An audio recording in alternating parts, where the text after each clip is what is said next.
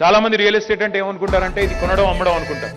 కానీ real estate ఒక industry. నిజంగా చెప్పాలి అంటే ఈరోజు రియల్ ఎస్టేట్ కేవలం హైదరాబాద్కి పరిమితం కాలేదు.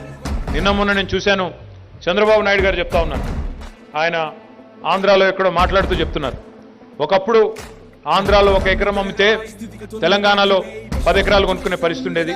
కానీ వాళ్ళ తెలంగాణలో 1 ఎకరం అమ్మితే మహారాష్ట్రంలో ఒక 10-20 ఎకరాలు కొనుక్కునే పరిస్థితి అని స్వయంగా చంద్రబాబు నాయుడు గారు చెప్పే పరిస్థితి. ఎందుకు చెప్తా ఉన్నా ఇదంటే, ఈరోజు హైదరాబాద్లో పెరుగుతున్న ధరలు కానీ, హైదరాబాద్లో ఉన్న పరిస్థితులు కానీ, ఇక్కడ ఉన్న గ్రోత్ కానీ, ఇదంతా కేవలం నన్ను అడిగితే నిజంగా కూడా ఇప్పటిదాకా మీరు చూసింది కేవలం ట్రైలర్ మాత్రమే. ఇంకా సినిమా ముందుంది. ఎందుకంటా ఉన్నా అంటే ఇంకా చాలా ప్రాజెక్ట్స్ ఉన్నాయి.